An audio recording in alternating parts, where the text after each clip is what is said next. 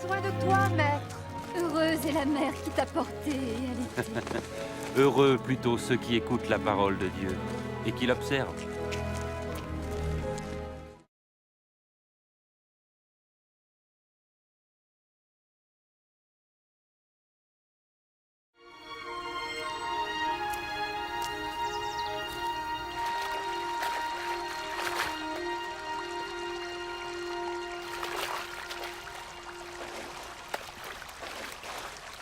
Apprends-nous à prier, comme Jean l'a appris à ses disciples. Quand vous priez, dites « Notre Père qui es aux cieux, que ton nom soit sanctifié, que ton règne vienne, que ta volonté soit faite sur la terre comme au ciel. Donne-nous chaque jour notre pain quotidien. Pardonne-nous nos offenses, comme nous pardonnons aussi à ceux qui nous ont offensés. Protège-nous contre la tentation et délivre-nous du mal. »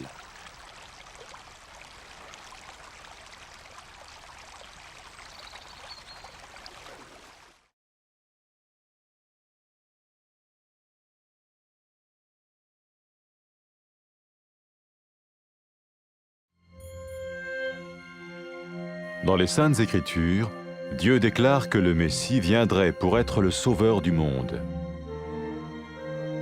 La vie de Jésus prouve qu'il est bien celui dont les prophètes avaient parlé. Ésaïe a prophétisé que la Vierge deviendrait enceinte et qu'elle enfanterait un fils. Des siècles plus tard, la naissance de Jésus accomplissait cette prophétie.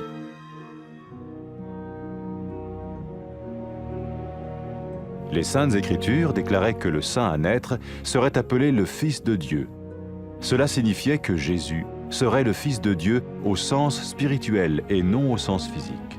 Nous le voyons par sa manière de vivre. Il a guéri des malades, il a pardonné leurs péchés, les a ramenés à Dieu et leur a promis une place dans le royaume éternel de Dieu. Il s'est offert lui-même en sacrifice pour le péché à leur place. Puis il est revenu à la vie, victorieux sur la mort selon le plan de Dieu. Jésus a dit « Personne ne me prend la vie, mais je la donne de ma propre volonté. » La vie de Jésus n'a pas seulement accompli les écrits des prophètes, mais elle a aussi confirmé la vérité de la sainte parole de Dieu. Les prophètes avaient écrit « Ta parole, ô mon Dieu, est parfaite, elle dure à toujours. » Jésus lui-même a dit « Le ciel et la terre disparaîtront, tandis que mes paroles ne disparaîtront jamais. » Jésus est venu pour nous donner la vie dans toute sa plénitude.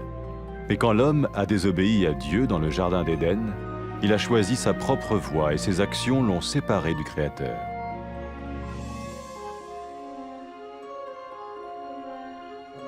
Les Saintes Écritures déclarent que tous ont péché et que le salaire que paye le péché, c'est la mort. Il s'agit de la mort spirituelle, éternelle séparation d'avec Dieu. Mais tout comme Dieu a donné un bélier pour qu'il meure à la place du fils d'Abraham, ainsi il a envoyé Jésus, le Messie, mourir à notre place. Sa vie, sa mort et sa résurrection restaurent la relation entre Dieu et tous ceux qui mettent leur confiance en lui. Maintenant, non seulement Jésus pardonne les péchés de ceux qui le suivent, mais il les sauve aussi du jugement éternel de Dieu. Ils sont sûrs d'aller au paradis et de vivre avec lui pour toujours. C'est cette vie et cette liberté de la culpabilité et du pouvoir du péché que Jésus offre à chacun aujourd'hui.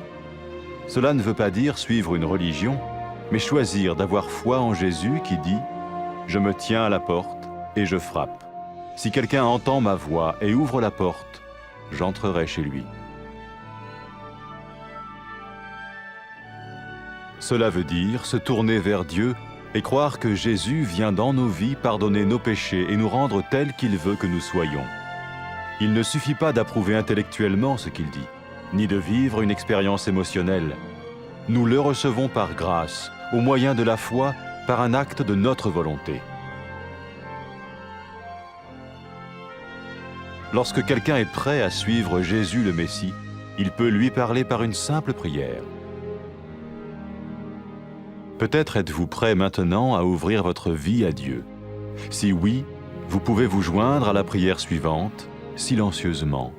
dans votre cœur. Seigneur Jésus, j'ai besoin de toi. Merci d'être mort sur la croix pour mes péchés.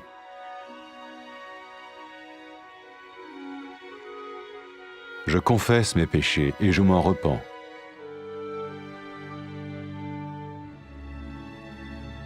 Je t'ouvre la porte de ma vie et je te reçois comme mon Sauveur et Seigneur.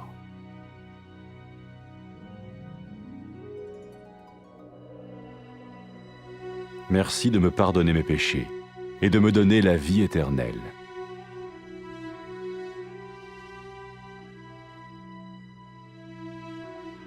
Fais de moi le genre de personne que tu veux que je sois. Maintenant que je deviens l'un de ceux qui te suivent. Amen.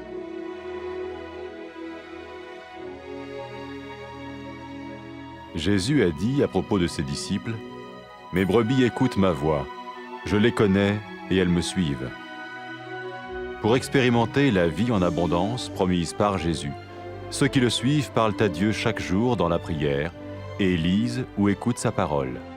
Ils parlent de lui à d'autres personnes et rencontrent régulièrement ceux qui l'aiment et le suivent. N'oubliez pas sa merveilleuse promesse.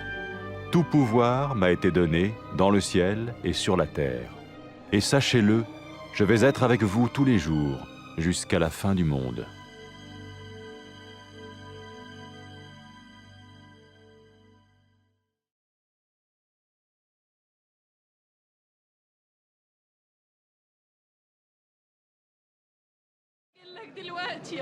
يا بخت الأم اللي جابتك واعتنت بيك. قولي يا بخت اللي بيسمعوا كلام الله وبيعملوا بيه.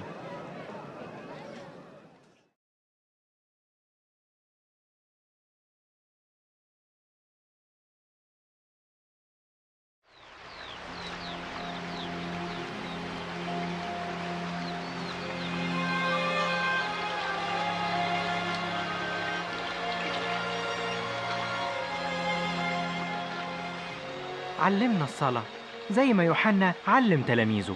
لما تصلوا قولوا: أبانا الذي في السماوات، ليتقدس اسمك، ليأتي ملكوتك، لتكن مشيئتك كما في السماء كذلك على الأرض. خبزنا كفافنا أعطينا اليوم، واغفر لنا ذنوبنا كما نغفر نحن أيضا للمذنبين إلينا، ولا تدخلنا في تجربة لكن نجينا من الشرير.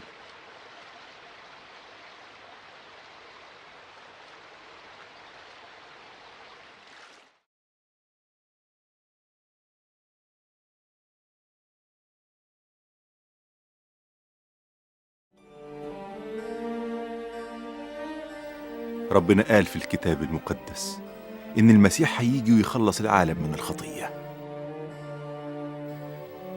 وحياة يسوع بتقدم لنا الدليل على إنه هو نفسه الشخص اللي اتكلم عنه الأنبياء. والنبي إشعياء قال العذراء هتحبل وتولد ابن، وبعد كده ب100 سنين اتولد يسوع وتحققت النبوة. والكتاب المقدس بيقول إن القدوس اللي هيتولد هيبقى هو ابن الله، وده معناه إن يسوع هيقولوا عليه ابن الله، طبعا بالمعنى الروحي مش الحرفي للكلمة. وده بنشوفه واضح في الطريقة اللي عاش بيها يسوع، لأنه شفى العيانين وغفر خطايا الخطاة ورجع لهم علاقتهم بالله ووعدهم بمكان مع ربنا في ملكوته. وبعدين قدم نفسه ذبيحة بدل الناس عن خطيتهم، وقام من الموت وانتصر عليه.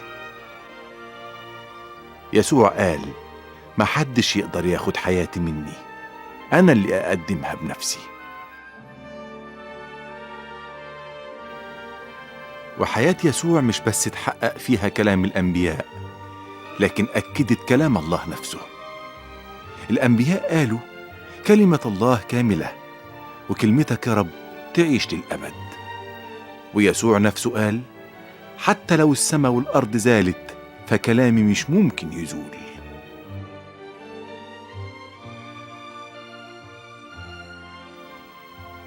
وجه يسوع عشان يدينا حياة سعيدة غنية. بس لما الناس عصوا الله اختاروا إنهم يمشوا في طريقهم، وأعمالهم دي فصلتهم وبعدتهم عن الله اللي خلقهم. والكتاب المقدس بيقول الناس كلهم عملوا الخطية، وبيقول كمان أجرة الخطية موت، وده معناه موت روحي، يعني انفصال عن الله للأبد. وزي ما ربنا بعت خروف ياخد مكان ابن أبونا إبراهيم ويموت بداله، بعت يسوع المسيح يموت بدلنا. وحياة المسيح وموته وقيامته رجعوا العلاقة بين الله والناس اللي أمنوا بيه واتكلوا عليه. ولحد دلوقتي اللي بيتبعوا يسوع مش بس بتتغفر خطيتهم، لكن كمان بيتخلصوا من عقاب الخطية، وربنا بيضمن لهم السماء والحياة معاه للأبد. والنهاردة يسوع بيقدم لكل واحد الحياة الجديدة والتحرر من الخطية وقوتها. ده مش معناه إنك تتبع دين وبس، لكن إنك تختار تآمن بالمسيح اللي قال أنا واقف على الباب أخبط، إن حد سمع صوتي وفتح الباب هدخل بيته. وده معناه إننا نرجع لله ونآمن إن يسوع هيدخل حياتنا ويغفر خطيتنا ويخلينا نعيش زي ما هو عايز. مش كفاية إنك تصدق الكلام ده بعقلك ولا حتى تنفعل بيه بإحساسك، إحنا بنقبله بالنعمة وبالإيمان، وده عمل من أعمال الإرادة. ولما يكون الناس مستعدين يتبعوا يسوع المسيح ممكن يكلموه ويعترفوا له. إذا كنت مستعد لكده تعالى له، قرب منه واعترف بخطاياك وتعهد بإنك تتبعه. يا رب يسوع، أنا محتاج لك. أشكرك لأنك مت على الصليب علشان خطيتي.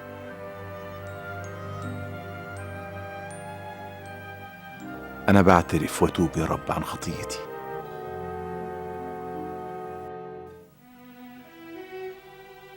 وبفتح باب قلبي وحياتي وأقبلك مخلص ورب وسيد.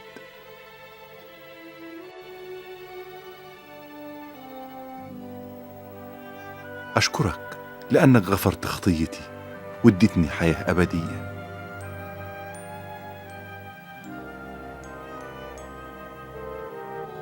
خليني أعيش زي ما أنت عايز يا رب.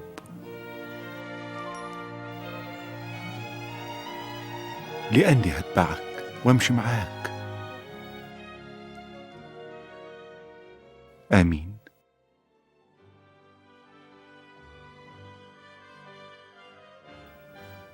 يسوع قال عن المؤمنين بيه خرافي تعرف صوتي وأنا أعرفها وهم بيمشوا ورايا ويتبعوني.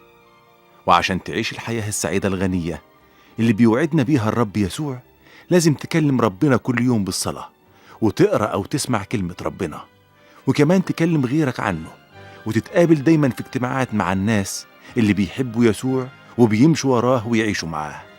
وما تنساش أبدا وعد يسوع العظيم: كل السلطان اللي في السماء وعلى الأرض عندي، وأنا هكون دايما معاكم لغاية نهاية الزمن.